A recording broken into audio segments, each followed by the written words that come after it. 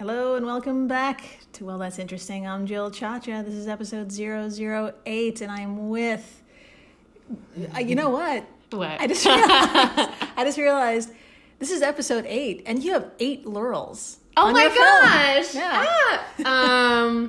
That's amazing. I like that. It was also my lucky number when I was a kid. Oh. Yeah. Do you remember why? No. But I graduated in 2008 and I had a really good 8th birthday party. This doesn't matter to anyone listening. Strippers. Yeah, there you go. It had to be. Yeah, strippers. Tons of cocaine. Just kidding. We went horseback riding. It was really cute. Oh, that's adorable. It was really nice. That is, well, we've end this podcast. Now we know exactly the root of your childhood and also the number 8 for you, which is also the infinity number, I guess, if you turn it around. I don't know. I'm trying to be fancy. Hold everything. Now we're just talking about number 8. This episode. Well, this episode, this is a beautiful segue because it's about, it's open to interpretation. No one really knows the cause of the fires in Canneto di Caronia, Sicily. This is a really obscure case. I 110% believe anyone listening to this has no idea what I'm talking about, but there were unexplained to this day fires. Could be aliens, could be arson, could be energy fields. We don't know, but maybe we do. Well, we're going to go through it. We're going to go through it, and we're going to figure out what the fuck set this town ablaze. Please do. I'm thrilled. I didn't know as much about this episode. I usually come in cold, but I did lean over Jill's shoulder and read the title to this episode, which is episode 8, Aliens, ? Arson, ? Energy fields, ? What caused the fires in Canneto di Caronia, Sicily? ? Lots of question marks. So many question marks. We do have some non-question mark adjacent things. Did we get any answers? Just wanted to shout out the folks who are reviewing the podcast. Oh, yeah. Hit us up on Apple. You can find us anywhere, but if you review us, other beautiful people can find us and enjoy the beautiful things that we're doing together. Yeah. Thanks to Trash Palace, Ryan and Preston for the awesome reviews. Pod About a Pod. Those two guys. Obsessed. They just had their 1-year anniversary. Their pod is fantastic. Check them out. They gave us a shout out on episode 38. So thanks to them. And again, congrats to them. Big congrats. Also, last but not fucking least, we're looking at you, Pod Expert 69. Hell yes. Thank you for leaving a review. Don't know who you are, but you're a gem. You really are. Yeah. Yeah. So I appreciate everyone you just mentioned. Specifically Pod Expert 69. So professional, but also like fun, you know? right. You're an expert, but also fun. Also fun. Down to Definitely party. not wearing pants in his Zoom calls. For sure. Their no. Zoom calls. But like a blazer on top. So a blazer, no pants. You are the mullet of, nope, that's not a compliment. Take that one back. We are official. We are official podcast now. Thanks to Pod Expert 69. Yeah, thank you. Oh, God. Yeah, we're going to talk about these random fires. Why? It's obscure as fuck, but I thought, America itself is just ablaze in so many literal and figurative forms. God. So my sources today are: when the devil enters, a town plagued by mysterious fires turns to science, the church, and the law in search of answers. That's the title of this article at atavist.com by Ariel Ramchandani. Thankfully, that will be the last time I will be running that Ariel's name. And of course, wiki page, Canneto di Caronia. Thank you for all of your wiki wisdom. Thanks, Wiki. So let's begin. Now, Canneto di Caronia is an outpost of Caronia proper. Now, this Caronia proper is a small town of about 3,400 people. It's halfway between Palermo and Messina. Now, Caronia, the Canneto is what we're going to abbreviate it as, so Sure. we can tell the difference between the two. But Canneto, it's tiny, it's gorgeous, it may be haunted. We'll get into it. Okay. Okay. The people who live there are just as picturesque. They are bricklayers, construction workers, small business owners, and contadini, or farmers. And I'm going to have... Candatini? Contadini, dini. Candatini. I love it. I will be saying it in my best Italian-American Southern Brooklyn accent. Oh, that's right. Full disclosure. Jill Chacha is, in fact, of Sicily. Yes, I am of that little island where this takes place. It explains a lot about my personality. Are you just bursting into flames, Jill? I don't know. Also, she just ate pasta. So, yeah, just ate pasta. Very important to know. Rigatoni, to be specific. Garlic. Okay, where are we? Okay, so Canneto is even tinier. Now, when I mean tiny, it's fucking tiny as fuck. It's probably no more than 200 people. When this took place, it was like around 130 people. Tiny. And it might be even tinier now because of the horrible things that happened. Yeah, it never recovered. But on this particular street, we're going to talk about where all the things took place. 39 people lived in about a dozen houses along a road called Via Mare at the time of the event. And another 100 residents lived in the surrounding hillsides. Okay. Okay. I have the most beautiful image in my head. Postcard, gorgeous, Italian, Sicilian countryside. Am I close? You're 110% close. Amazing. which is very close. The Atavist article describes Canneto thusly: it's got terracotta roofs, and there's chickens about, and there's fucking citrus trees and other adorable Italian things that make you puke in contentment. Oh my God, get me an Airbnb now! After the pandemic, when it's safe, of course. Yeah. But paradise was to end. Unusual sporadic fires plagued the town from 2003 to 2015. And the very first flame was sparked in the home of Antonio Pizzino, who was also eating dinner right before Christmas. It was probably also pasta. I mean, let's get real. Yeah. Who was also eating dinner before Christmas on December 23rd, 2003. His fuse box suddenly burst, quickly consuming the heavy curtains nearby and the entire wall itself, leaving nothing but exposed wire and char. Pizzino, a 43-year-old insurance salesman, was dumbfounded as to why the box would short and nearly kill him. But he shrugged it off as a mechanical failure, as, that shit happens time to time. Things kill you. It happens. Yeah. Things kill you. Okay? But a few days later, the kitchen fan caught fire. Specifically the kitchen fan. And then specifically the television. What? Then specifically a computer. Okay, I smell a demon. A personal thing, I blame everything on demons. Always first. It's always the demon's fault. First thing you go to. Yeah. So random appliances around the house were just going up in flames. Pizzino lived with his wife, Maria, of course. Of course. And a son, Giuseppe, of course. Of course. Who was 15 at the time. Together, Pizzino with his father, he built that home in the 80s. Oh, man. I know, adorable. Adorable. But he's like, all right, maybe there's some faulty wiring to blame. So at the end of January 2004, beginning of the 2004, he changed the wiring of his home, but the fires continued. Okay. Pizzino, who goes by Nino, which we will henceforth call him Nino, Love it. began to suspect problems with the town's electrical grid, which is run by ENEL, the National Electrical and Gas Provider. He reached out, but with all bureaucratic facilities, they didn't reply. Oh, man. Come on. No. Come on. So, being Sicilian, he remained calm and moved on to the next logical step. He called the fucking mayor. Yes. Yes.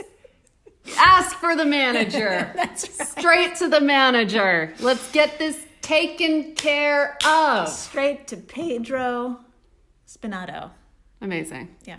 Let's talk to Pedro. Did I say your name, Marissa Riley, in the beginning? Or did I just talk about your movie?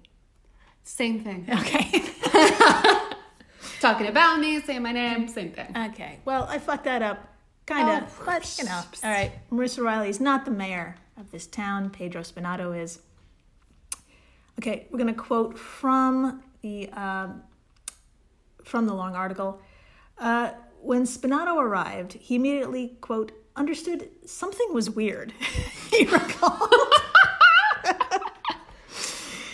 Two electricians had tested the frizzled electrical system, but they couldn't find the source of the flames.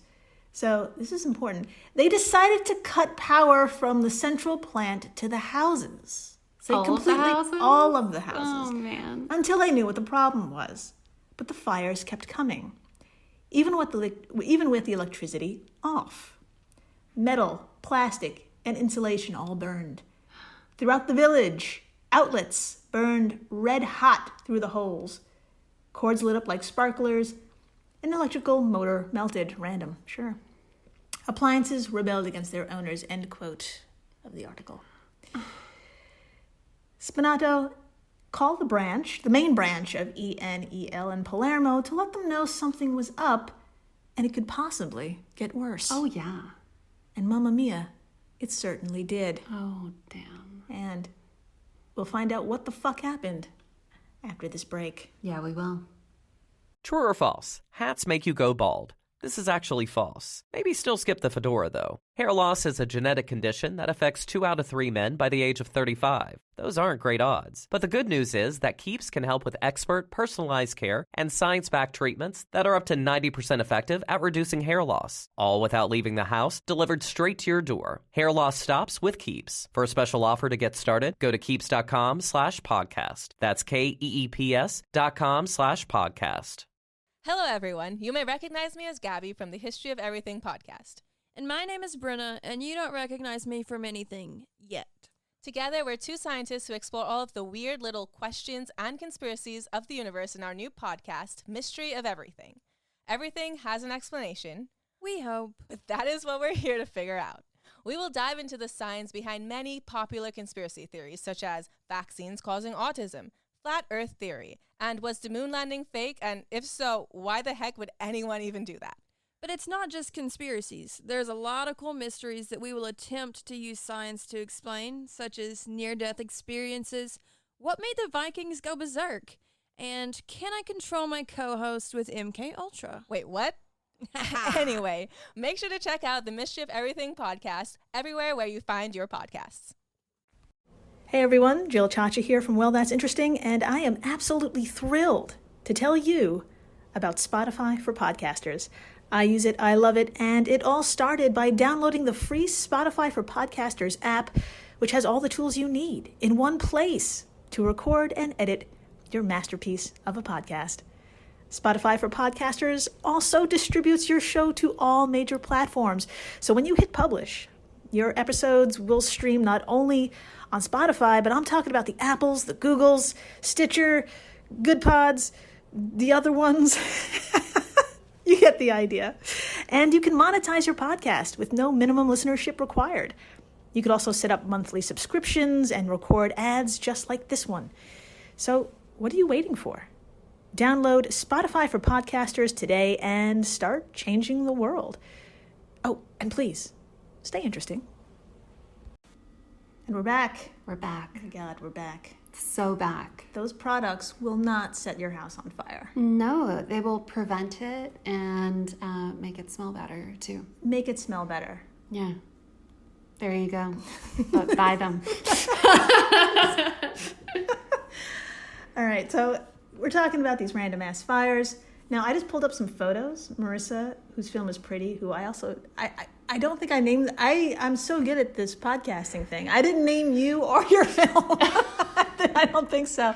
It's totally fine. That's fine. That's what Google's for. That is what Google's for. They stalk you. I just give enough crumbs for people to just Google you, and then horrible... Okay, let's get my notes out of the way. Now, I just pulled up some photos of Canneto's fires. Now, what do they look like? give a very beautiful description.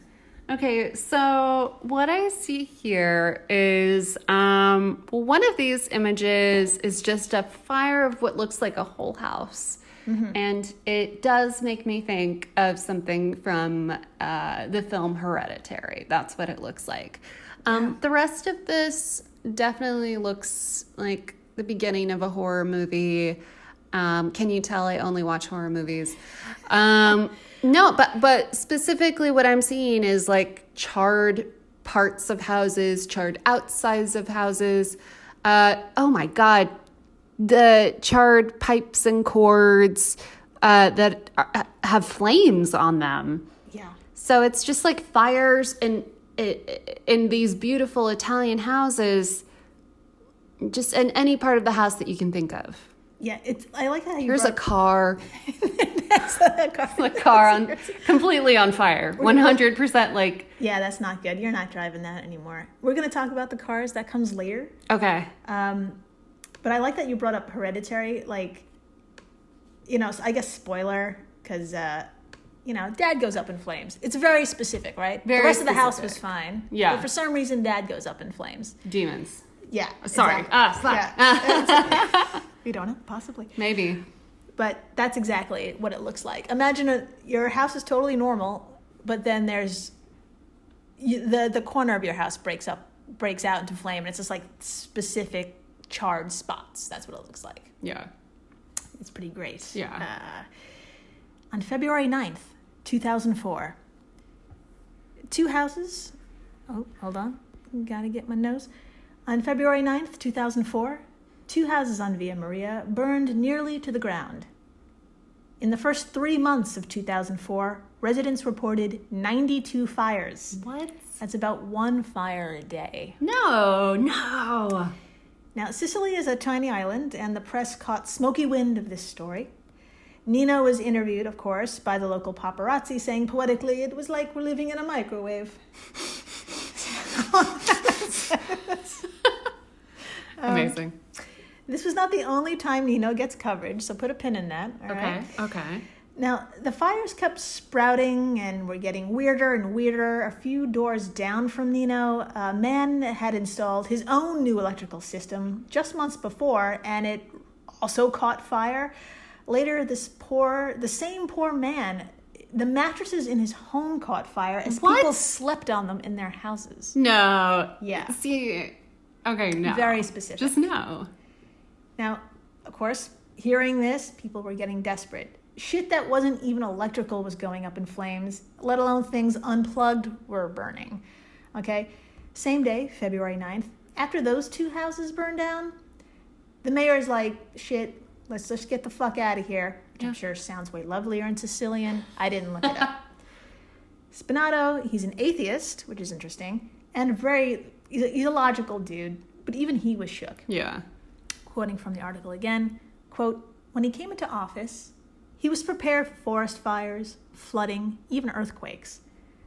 But something like this you wouldn't imagine, he told the press. Usually you know the how and the why, but we didn't know these things, so we didn't know how to face them, end quote.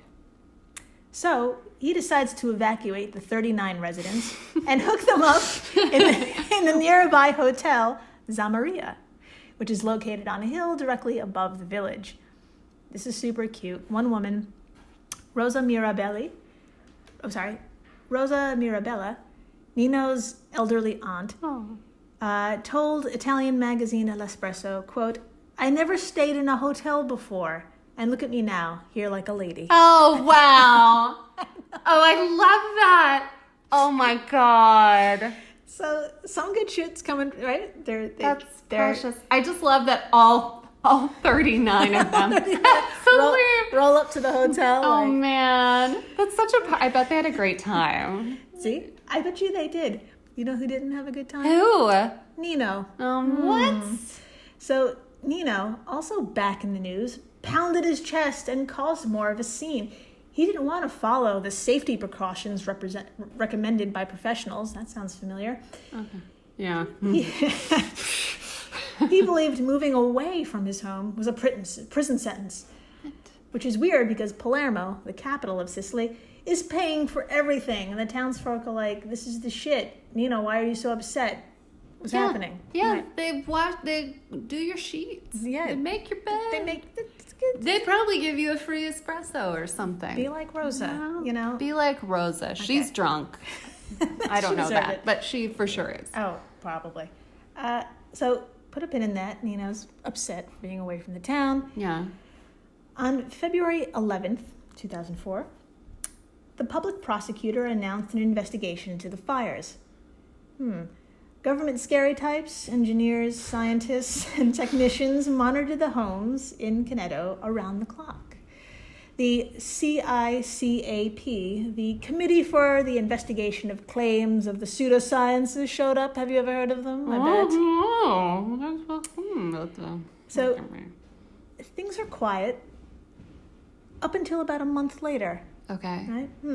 March 16th, the fires returned and brought with them some seriously odd phenomena. Investigators reportedly witnessed malfunctions in compasses, electronic car locks, cell phones, and this group can't explain why. And feeling powerlessness and even paranoia sets in. The officials decide to head in a different direction, a more militarized one. Oh, no. Oh, God. Here we go. So, March passes. We're in April now. Okay. The government formed an interdisciplinary research group from the nation's armed forces. They called in even more police, of course. Canneto slowly becomes occupied. Yeah. And the government calls in experts from utility companies around the nation to really dig in. Yeah. Along with the random combusting shit, now they see unexplained lights and detect electromagnetic blippity blops. What? Yeah, that was the best way I could explain it. Okay, I'm getting the alien vibe now. Yeah, the alien shit's coming in now. Yeah. Okay. Are these events linked? Are they separate phenomena? Are the fires causing the lights, or are the lights causing the electromagnetic problems? This little town, it's a damn mess. Yeah. Now, the only thing the experts know at this point is what's not the cause. Oh, God. Okay. Enter Enzo Boschi, the president of the National Institute of Geophysics and Volcanology. Ooh, volcanology. What a fancy word. Oh, my God. Just going to twirl my mustache. Yeah. He states even though Sicily gets a shitload of earthquakes and seismic activity thanks to Mount Etna, the tallest active volcano in Europe, who's only 35 miles away from Canneto. Good to know. Now, there's no indication that any of this is connected to volcanic activity. Okay. Etna is lovely, but she's just not that precise. No. Okay? Sorry. No. Volcanic eruptions and plate tectonics won't set your blender ablaze or make your couches explode. Couches explode. What? Oh, man. Yes. And the technicians from ENEL and the railway and utility systems, all those technicians, also fail to find anything unusual with the equipment. There's nothing unusual in Sicily's airspace either, supposedly. But all signs now are starting to point to humans as the cause. What? What in the marinara is going on? What? We'll find out after our sponsor. I hope we do. 20th Century Studios presents Vacation Friends 2, now streaming only on Hulu. Look at us, all together again. We just wanted to give you guys a real honeymoon. Shots! Now streaming. He was just released from jail. Where can I get a drink around here? Back on vacation This place is nice. It's drug lord nice. I'm sorry, drug lord nice? with more baggage. Ever since he showed up, he turned this relaxing vacation into total chaos. Who does that? Vacation Friends 2, rated R, now streaming only on Hulu. We're back. We're back. Oh, I yelled. Well, not really. Okay, so so technicians can't find a damn thing, and it's pointing to humans as the cause, right? So this tiny town is like, hold up, I know where this is going. The town is like, why would I set my own house on fire? Yeah. Why would we choose to live in fear? No. The townsfolk were adamant no person could be setting fires in such a vile, random abundance and for no reason other than to cause chaos, which means it's got to be a demon, yo. Knew it. Called it. Called it. It's true. always a demon. Always a demon. Always a demon. A-D. A-A-D. Always a demon. A-A-D, y'all. Wait, A-A. Okay, sorry. Today. Spelling. Where are we? Enter Padre Gabriel Amort. Now, he is a Catholic priest in Rome, and get this, honorary president of the International Association of Exorcists, which is a lot. That's a lot. That's a lot. Amort gave specific instructions and a warning for the inhabitants. 1, you got to get your house blessed. Yes, now, on it. And 2, I'm going to quote from the article here. Amort stated fires happen, quote, quando il damino entra nella vita di chi gli permette di entrare. That's beautiful. Possibly. Could be that. Is there a translation for that? Basically, the devil enters the life of a person who allows him entrance. Got it. I see. It's our fault. Yes. So, yeah, get this. He also added that the cause could be black or white magic, quote, the preferred gateway to Satan, which sounds like the tagline of an airline. Oh, my God. The preferred gateway to Satan. The preferred gateway to Satan, American Airlines. Sponsor us. He topped off this sermon by saying in all caps, quote, this is a world that has abandoned God, and that he's seen this all before. Yes, a telltale sign of Satan is his love and use of the power grid. So Amort basically saying that the people of Canneto welcomed Satan in, really didn't fly too well with the town priest, who refuted. I'd be pissed too. Yeah. You're like, you know what? I got this under. What are you doing here? This is my domain. Yeah. It's mean. It's kind of rude. It's rude. It's kind of rude. Between the holy drama and the continuing mysterious fires / lights / magnetic clusterfuck, the press was having a field day. Yeah. Journalists swarmed, coming in from Norway, Argentina, Denmark, and France. And Nino, oh yes, Nino, he went on a German television show dedicated to the paranormal and the abominable snowman. Okay. That's cute. That's pretty cute. Yeah. I mean, it's about fucking time. Yeah. Let's top the crazy cake with a 30-page paper by Francisco Valenti, an engineer from Capo di Orlando. At the end of the investigations, he concluded Canneto isn't haunted by Satan, but by random roaming electrical charges. You know, just electrically charged particles going on a walkabout along one road in all of Sicily. He says these particles come into contact with each other and an electromagnetic force is created, and the next thing you know, a TV explodes. So it's interesting. Yeah, needless to say, his theory wasn't really adopted because even for the universe, that shit is just too chaotic, unstable, and mostly there's just no proof that there's random charged particles just bumping into each other and causing your toilet to catch fire. I was gonna say I wasn't fully following that one. Yeah. And I was like, maybe this is just a me not understanding thing. And I realized no one did. No. So the only thing consistent about the events is that there's no pattern, making any particular incident that took place really impossible to study. Also, inexplicably, you heard me, inexplicably, everything suddenly goes quiet in May. Just stops.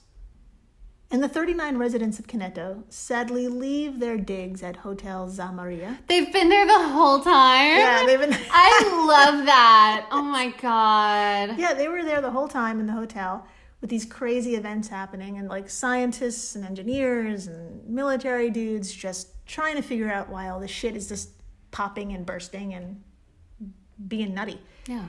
So they return home in June of 2004. Okay. So I think it was like March, April, May. Full month of no fire. Yeah. So June goes by, nothing. Awesome. July, nothing. August, looks as though it's over, whatever it was. September passes until we get to October. Uh-oh. Yes, the fires and whatnot seem to take a summer holiday, but they're back. And where do they start? You guessed it. At the Pizzino home. In addition to fire, the latest head-scratching phenomenon is bursting pipes and metal tubing turning into Swiss cheese. Literal holes and punctures were seen under kitchen sinks, causing homes to flood. What? Thus began another exodus from the town. Back to the hotel life. The residents become refugees from October 2004 to June 2005. Oh my God. Yeah, this is a really long time. Between that time period, the people of Canneto are absolutely furious. Yeah. It was good in the beginning, and now they're like, we just want to go home. Yeah. You know, That's too long. hotel life could be too long. Yeah, it needs to be a short one. They want to return home, but the authorities are like, look, it's not safe. You'll just end up in danger or having to leave once more, which is true. But also, they have no solid answers as to why this is all happening. The geometric theory comes up again, stating that the holes, like the fires, were caused by a type of electrical currents burning through the pipes, just these random pops of energy. That's what's causing it. In April 2005, a virtual, Marvel comic-worthy team forms, including chemists, physicists, geomagnetists, and professors. The team had the cooperation of the Air Force, the Navy, the police, alongside the ENEL, fucking Communications Ministry, the rail network, the fucking National Institute of Geophysics and Volcanology is back, twirling their mustache, going, what the hell, y'all? It's like everybody is in the pool. Everyone is making an appearance in this movie. Yes. Every star in Hollywood is getting paid $1 gazillion to be in this movie. That's right. And all they could find was burnt grass. The fuck? The fuck? Yeah, do you want to take explain this photo for me, for the kids at home? I mean, so it looks like we've got some grass. So we've got some green grass, and then we've got some burnt grass shrubbery, and it's charred black, and then there's around it is a lot of ground with no grass. What do you call that? Just the ground. So there's a rim of just the regular dirt ground. Inside that there's the charred black shrubbery grass. Do you want me to take even longer to describe it? Am I taking enough time to I just love watching you just perform this. I used my hands. She used many body parts, but just like you said, it's very specific and contained. It is contained, and it's I don't want to say a perfect circle, but it is, It's just very strange that it's no other parts around it are burned except for this one little patch. Yeah. And it kind of looks like people's homes. There's this one specific spot. Yeah. That's very focused. Very, very focused. So all I could find was this burnt grass. And yes, in the mountains outside town, they find 2 patches of grass that looked like they had been consumed by fire. Though it's important to note here, the pattern is very similar to the burn marks found in homes. And that's what they kind of concluded. So it looks to be evidence, perhaps, of a weapon. Or at least something not found in nature. It's concluded, yes, that this was arson, but they can't make any arrests or even say that the arsonist is human. What? Oh, suddenly, with the announcement of arson, the fires, the floods, it all comes to a halt once more. In fact, years go by with no incident. 9 years go by with no incident. Whatever or whoever it was could not hold back any longer. And boy, did they relapse big in July 2014. In one 18-hour period, there were 48 blazes. What? Yes. 6 of them just so happened to have happened at Nino's mother's house. Okay. Okay. I know. Sorry, guys. Sorry, everybody. So, at the end of August, an evacuation is ordered, and just in time, on the night of September 24th and 25th, 50 fires were lit. Now, we're going to talk about this night again in a second. Yeah, 50 fucking fires. 50 fires. Now, back in 2004, the police department had set up cameras to watch over the town during the very first evacuation way back in the day. Yeah. But we all know surveillance cameras in 2004 were surveillance cameras in 2004. Yeah. Oh, yeah. Yeah. So now we're talking post 9/11, 2014 surveillance. And the cops had a sharper eye on Via Mare, the one road in and out of town, the one road facing all the homes.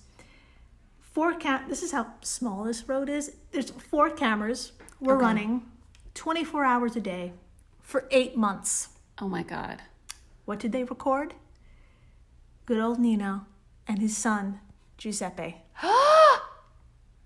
I know. They were doing it the whole time? Now, I'm going to quote from the Atavist magazine because it just sums up what was on the tapes so very well. Oh my God. Quote, on September 24th, this is the journalist, watched Pizzino and Giuseppe amble around at one end of the street near a truck. The 2 men disappear for a minute behind the front of the vehicle, then walk away. A moment later, the men return to the truck and begin peering into the windows. Pizzino flings open the door and the truck is smoking. On September 30th, Giuseppe walks behind a shed across the street from the Pizzino's home. His father stands on the other side of the street, chatting with a group of men. Soon the men discover that the shed is burning. A plastic bag filled with clothing has caught on fire. The same day, Giuseppe appears to set fire to his uncle's Fiat. Sorry. His uncle's Fiat Bravo and his uncle's Alfa Romero. Oh, man. So those are the cars. Moving stealthily between the parked cars and a fire truck parked on the road. In one segment, he walks in circles, checking to see if anyone is behind him, with a quick turn of the head, ducking out of the frame the minute the car begins to burn. One of the Carabinerini, the police, hopefully I said that right, said to me, the journalist, with a tone of appreciation that Giuseppe moved like an acrobat. End quote. Yeah. I can't believe it. I really wanted it to be a demon. I know. Well, hang on to your demon-loving pants, okay? Oh my God. In all, 40 instances were recorded where it was Giuseppe who started the fires. Nicknamed Il Ragazzo, or the boy, Giuseppe really didn't do much of anything. He acted like a 25-year-old. He partied a shit ton, and the only job he had was the one his father gave him. Sounds about right. He sold insurance. Oh, no way! And he may have been motivated by sweet, sweet money. In a phone-tapped conversation, Il Ragazzo noted how those who lost property in these tragic events got compensation not only from the government, but from insurance companies. He said, quote, I don't want a house, I want money. End quote. On March 5th, 2015, Giuseppe was arrested and charged with arson, conspiracy to commit fraud, and sounding a false alarm for the fires in 2014 only. The events of 2004 and 2005 are still considered unsolved. Interesting. And that might be because perhaps the people of Canneto still have some doubts that the boy was to blame for all of it. A part of them believes it was inhuman. Even the new mayor, Cologrio Beringelli, doesn't believe a resident can do such a thing. And the journalist, I'm going to just quote the journalist at the end of this saying, I had never sat across from so many people who said they had seen something impossible, or spoken to a scientist who postulated in all seriousness something so incredible. Dun, dun, dun! Giuseppe! So there you go. God damn it, Giuseppe. Giuseppe, and I don't know. It's not known. Or maybe it is. Maybe it was 15-year-old Giuseppe just... Probably. Probably. It was probably Giuseppe, let's be real. It was probably Giuseppe. Yeah. I believe it. But, yeah. And that is the fires of Canneto di Caronia. Amazing. And to this day, people still fucking argue about it. They still argue about it. Could be a demon. Definitely. You know what? I was Giuseppe. That's my money's on just Giuseppe the whole time. When in doubt, Giuseppe or a demon. Giuseppe or demon. There you go. Follow us on Instagram. Well, that's interesting pod. Email us. Well, that's interesting pod at Gmail. Tell us about your arson. Oh my gosh, please. Unless you did it. Tell us about your fire stories. Yeah. Or weird shit in your home. We want to hear it. It's October. God help us. Anything else you want to plug, Marissa Riley? Oh, yeah. So my film, Pretty, this weekend, actually, starting October 9th, is going to be screened at Oregon Scream Week in Portland, as well as in Australia. But the one in Australia is also going to be online on October 9th. So that festival is called SF3, Smartphone 3. And if you want to learn more about it, go to my Instagram page, Pretty Short Film. Yeah. Pretty. Beautiful summary. And stay interesting, everybody. Please do.